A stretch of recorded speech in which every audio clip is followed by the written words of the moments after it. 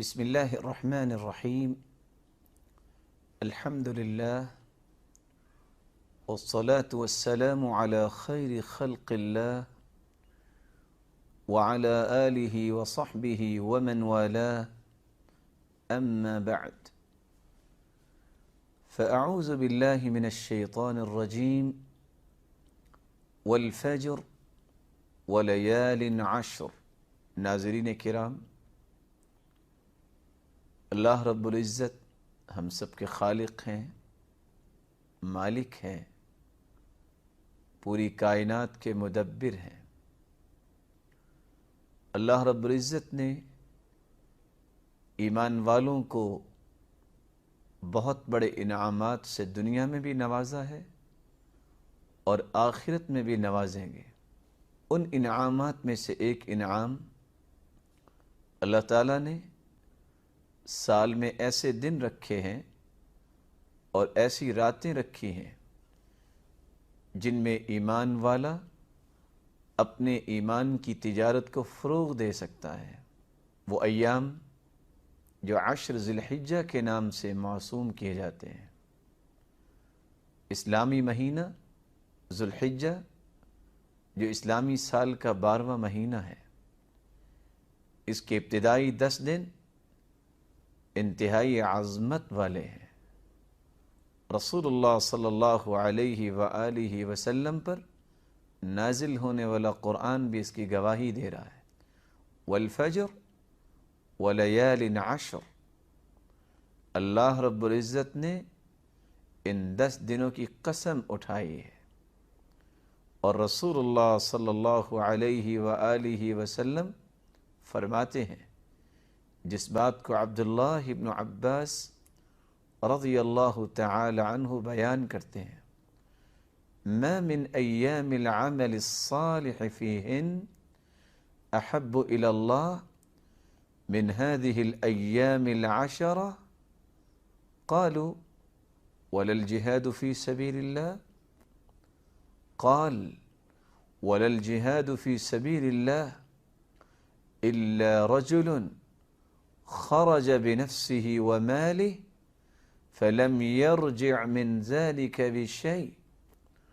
رسول اللہ صلی اللہ علیہ وسلم نے فرمایا، کوئی بھی ایسا عمل جو بندہ مومن کرتا ہے، ان ایام میں کوئی بھی نیک عمل جو کرتا ہے، ما من ایام العمل الصالح فیہن احب الی اللہ من هذه الایام العشرة، ان 10 دنوں میں کیے گئے نیک اعمال اللہ کے ہاں سب سے محبوب ہیں۔ قالوا ولا الجہاد فی سبیل اللہ، رسول اللہ صلی اللہ علیہ وآلہ وسلم سے صحابہ کرام نے سوال کیا، سرتاج رسول، اللہ کی راہ میں جہاد کرنا بھی ان ایام میں نیک اعمال کے برابر نہیں؟ قال ولا الجہاد فی سبیل اللہ الا رجل خرج بنفسه وماله فلم يرجع من ذلك بشيء۔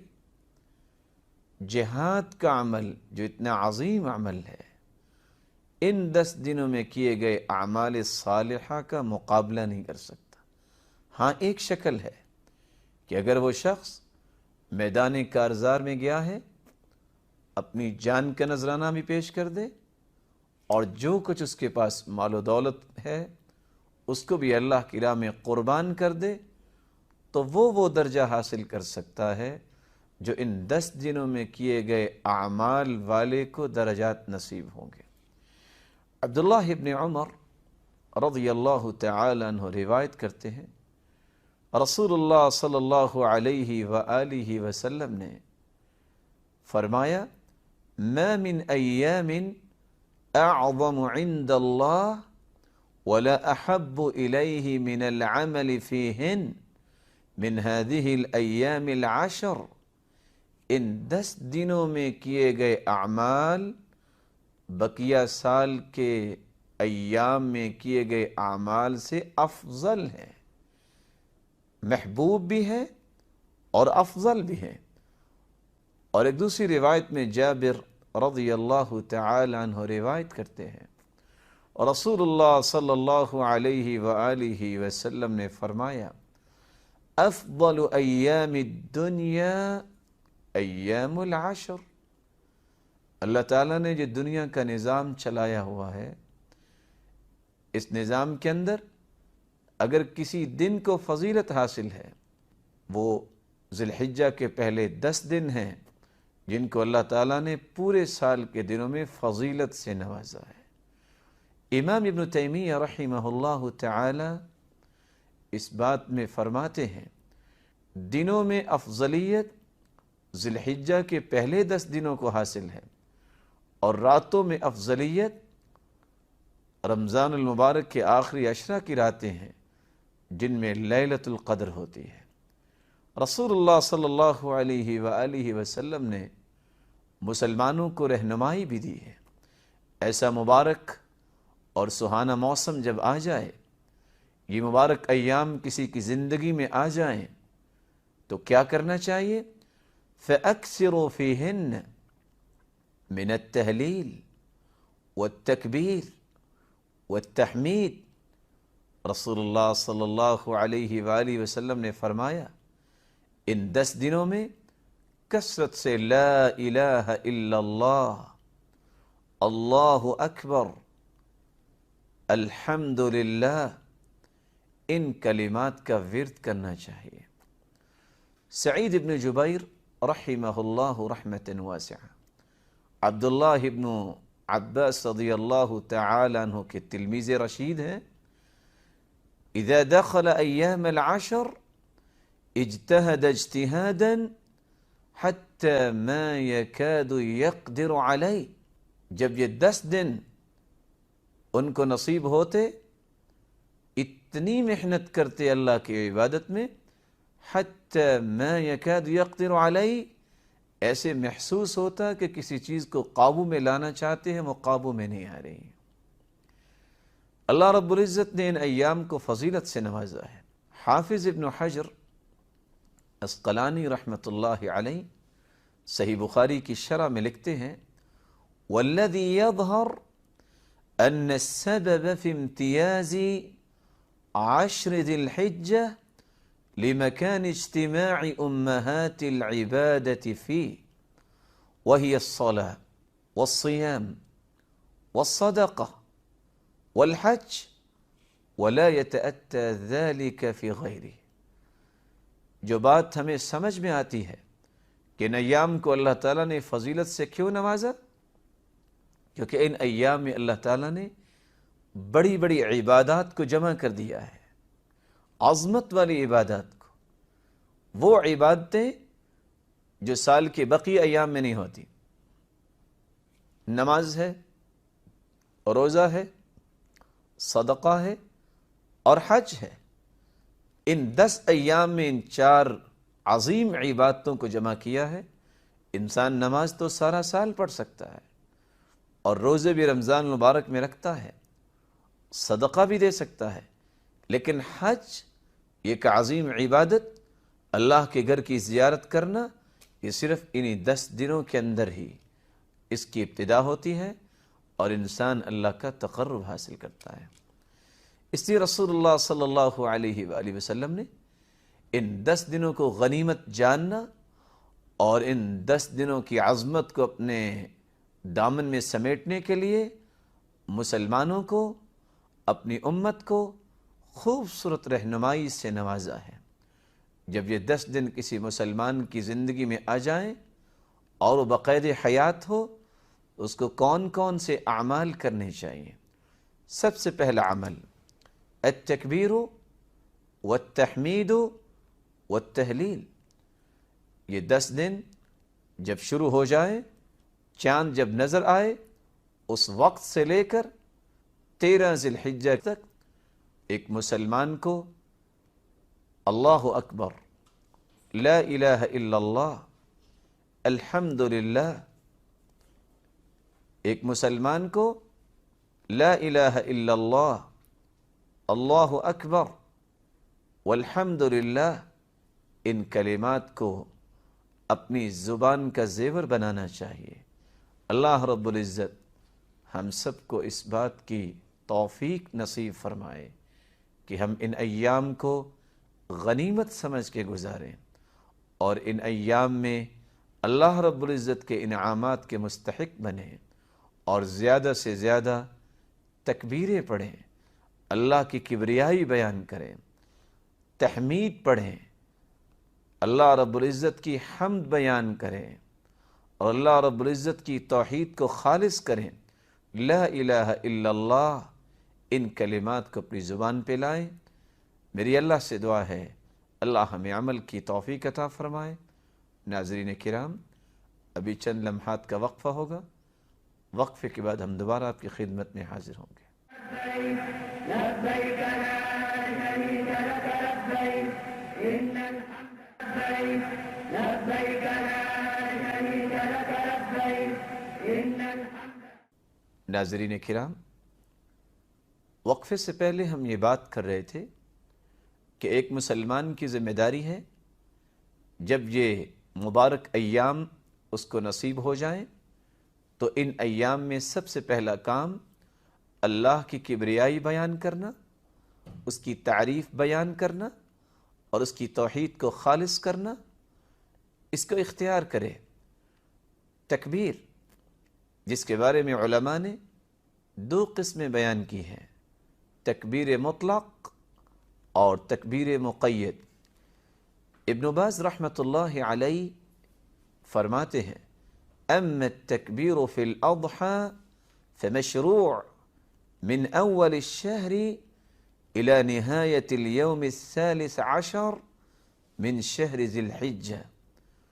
عید الاضحیٰ کی تکبیروں کے متعلق فرماتے ہیں اس کی ابتدا جب چاند نظر آ جائے پہلے دن سے لے کر ذی الحجہ کی 13 تاریخ تک تکبیریں پڑھی جائیں گی۔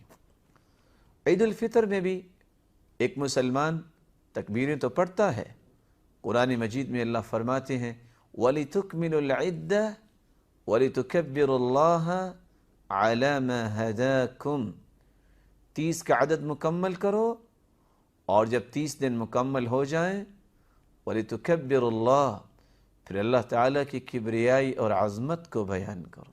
اور عید الاضحیٰ جب یہ موقع نصیب آئے تو ذی الحجہ کی ابتدا سے لے کر من اول عشر ذی الحجہ الى آخر یوم من ایام التشریق فی جمیع الاوقات فی اللیل والنہار والطریق والاسواق والمساجد والمنازل وفی کل موضع یجوز فیہ ذکر اللہ۔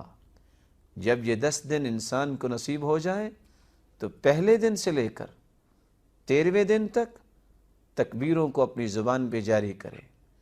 دن ہو یا رات ہو، انسان مسجد میں ہے یا بازار میں ہے یا راستے میں ہے، اللہ کی کبریائی کو بیان کرے۔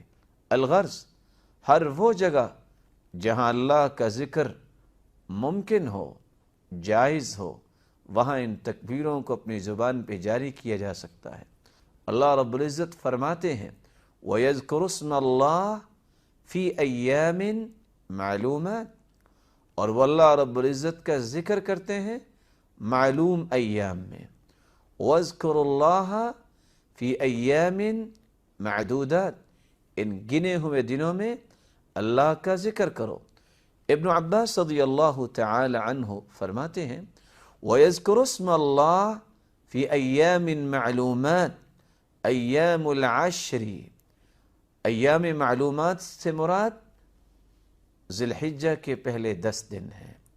والایام المعدودات ایام التشریق، اور ایام المعدودات سے مراد ایام تشریق ہیں۔ 10 دن اور ایام تشریق 11، 12 اور 13 تاریخ کا دن، ان 13 دنوں میں اللہ رب العزت کی کبریائی کو بیان کیا جائے گا۔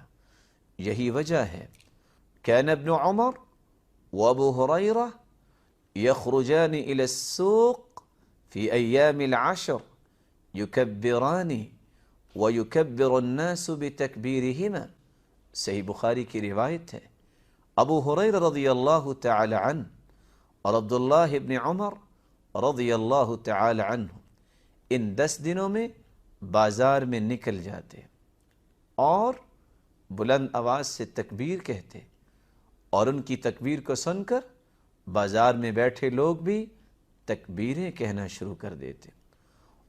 اور صحیح بخاری کی ہی روایت ہے، وَيُكَبِّرُ محمد بن علی خلف النافلہ، فرض نماز کے بعد تو تکبیریں صحابہ پڑھتے تھے۔ محمد بن علی کی روایت لے کے آئے ہیں امام بخاری کہ وہ نوافل پڑھنے کے بعد بھی تکبیروں کو اپنی زبان پہ جاری کرتے۔ وَكَانَ عمر يُكَبِّرُ فِي قُبَّتِهِ بِمِنًا فَيَسْمَعُهُ أَهْلُ الْمَسْجِدِ، منا میں بیٹھے بیٹھے عمر رضی اللہ تعالیٰ عنہ اپنے قبے میں تکبیریں پڑھتے اور مسجد والے ان کی آواز سنتے، فَيُكَبِّرُونَ، تو وہ بھی تکبیریں کہنا شروع کر دیتے۔ وَيُكَبِّرُ أَهْلُ الْأَسْوَاقِ حَتَّى تَرْتَجْ مِنَا تَكْبِيرًا، یہاں تک کہ منا تکبیروں کی آواز سے گونج اٹھتا۔ وَكَانَ ابن عمر، اور عبداللہ ابن عمر رضی اللہ تعالی عنہ يُكَبِّرُ بِمِنًا تِلْكَ الْأَيَّامِ، ان ایام میں منا کے اندر عبداللہ ابن عمر رضی اللہ تعالی عنہ تکبیریں کہا کرتے۔ وَخَلْفَ الصَّلَوَاتِ، اور نمازوں کے بعد، وَعَلَى فِرَاشِ، اور اپنی چارپائی پہ بیٹھے بیٹھے بھی تکبیریں پڑھتے۔ وَفِي فُسْطَاطِ، اپنے خیمے میں بھی تکبیریں بلند کرتے۔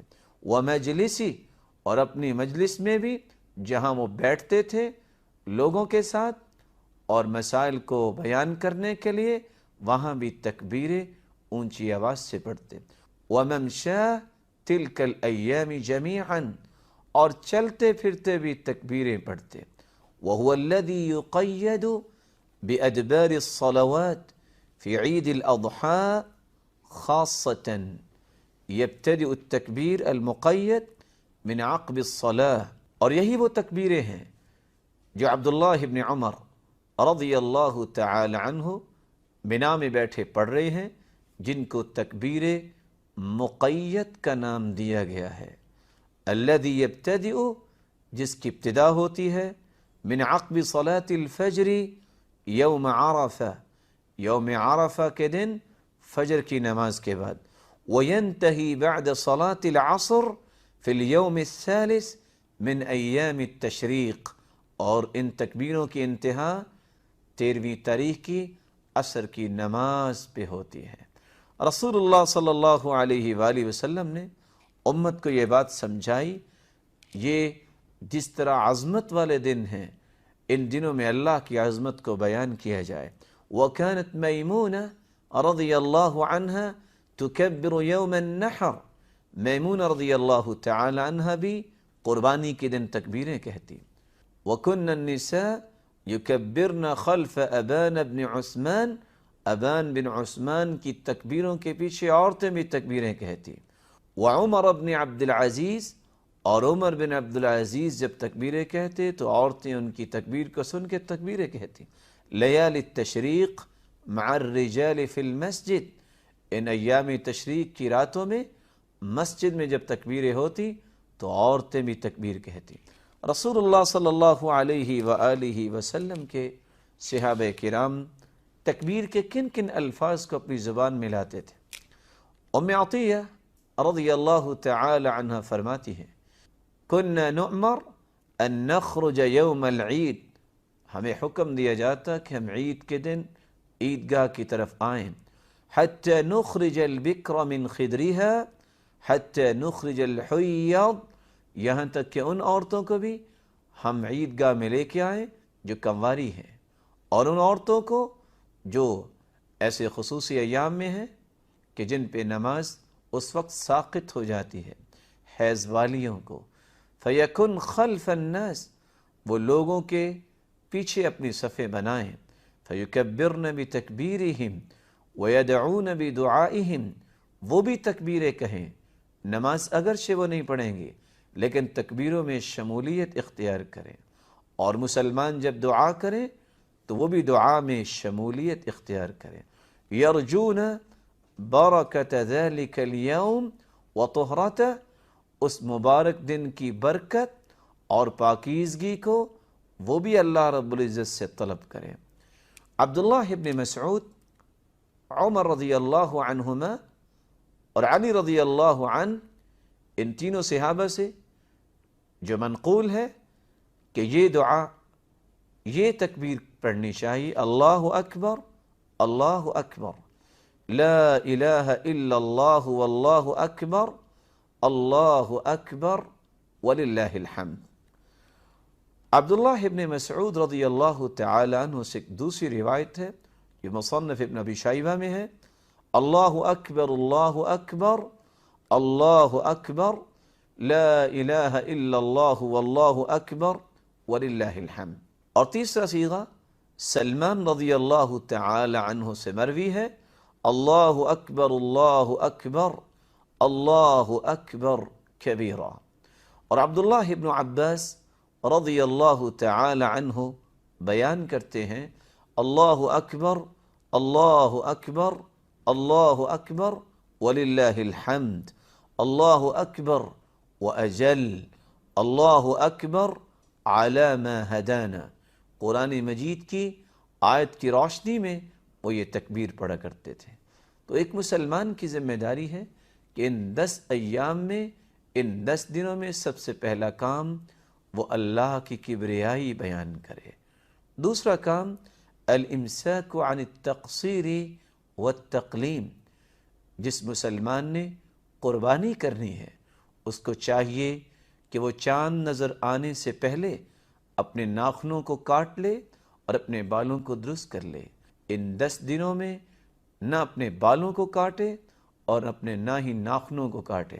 رسول اللہ صلی اللہ علیہ وآلہ وسلم نے فرمایا، ام سلمہ رضی اللہ تعالی عنہ روایت کرتی ہیں: اذا رأيتم ہلال ذی الحجہ واراد احدکم ان یضحی، جب تم ذی الحجہ کا چاند دیکھ لو اور تم میں سے کوئی قربانی کرنے کا ارادہ رکھتا ہے، فَلْيُمْسِكْ عَنْ شَعْرِهِ وَأَظْفَارِهِ، اس کو چاہیے کہ ان 10 دنوں میں نہ اپنے ناخن کاٹے اور نہ اپنے بالوں کو کاٹے.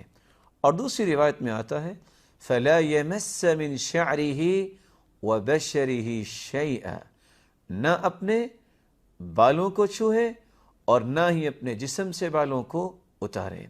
رسول اللہ صلی اللہ علیہ وآلہ وسلم نے تیسرا حکم یہ دیا، یہ 10 دن چونکہ بڑے ہی بابرکت دن ہیں، ان 10 دنوں میں روزہ رکھا جائے، اور خصوصاً یوم عرفہ کا روزہ. رسول اللہ صلی اللہ علیہ وآلہ وسلم کی زوجہ مطہرہ سے حنیدہ ابن خالد بیان کرتے ہیں: كان رسول اللہ صلی اللہ علیہ وسلم يصوم 9 ذی الحجہ ويوم عاشوراء و3 ایام من کل شہر.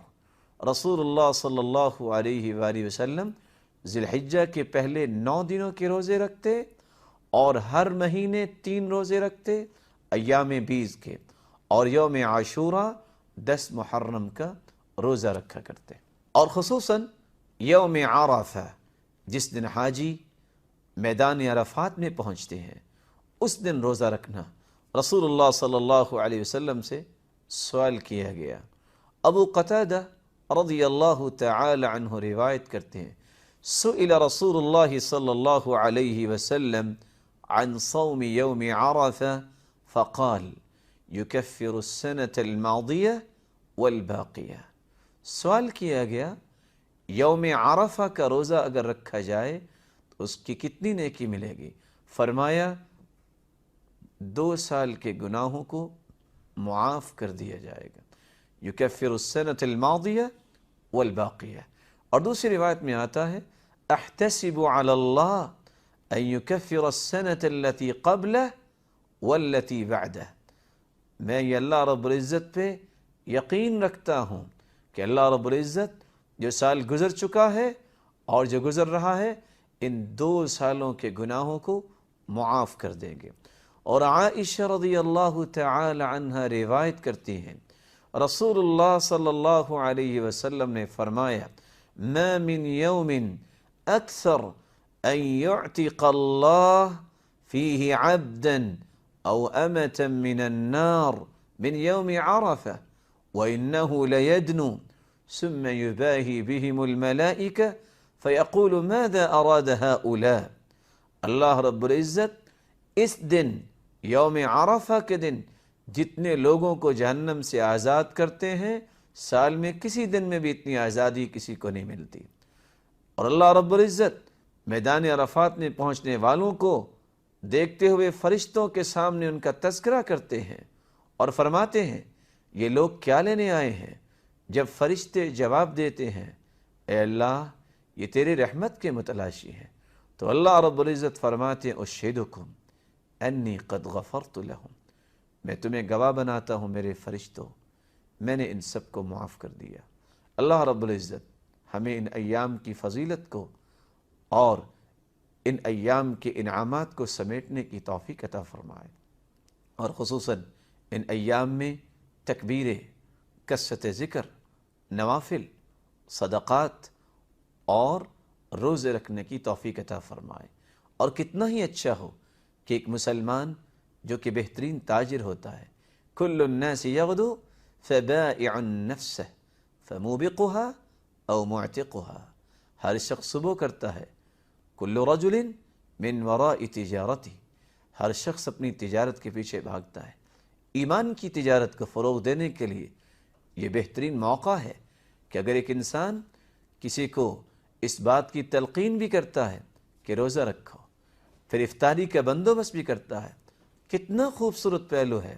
من فطر صائما فلہ اجر مثل الصائم، جو کہ کسی کی افطاری کرواتا ہے اس کو اتنا ہی اجر ملتا ہے جتنا روزہ رکھنے والے کو ملتا ہے. 30 سال اگر عمر ہے خود بھی روزہ رکھے اور 15 مسلمان بھائیوں کو روزہ افطار کروا دے تو رسول اللہ صلی اللہ علیہ وآلہ وسلم کا فرمان اقدس ہے یکفر السنۃ الماضیہ والباقیہ، 2 سال کے گناہوں کو اللہ معاف کرتے ہیں. تو شاید ایک دن 15 لوگوں کو کھانا کھلانا، افطاری کروانا اور خود بھی روزہ رکھنے والا افطاری کے بعد اپنی زندگی کو پاک صاف بنا سکتا ہے. اللہ رب العزت ہمیں اس بات کی توفیق عطا فرمائے ہم مغفرت کی راہوں کو اختیار کریں، ہم اللہ کے تقرب کی راہوں کو اختیار کریں، اور اللہ رب العزت قیامت کے دن اپنے پیارے پیغمبر کی رفاقت نصیب فرمائے اور اپنے دیدار کا مستحق بنائے. وآخر دعوانا ان الحمد للہ رب العالمین. لبيك اللهم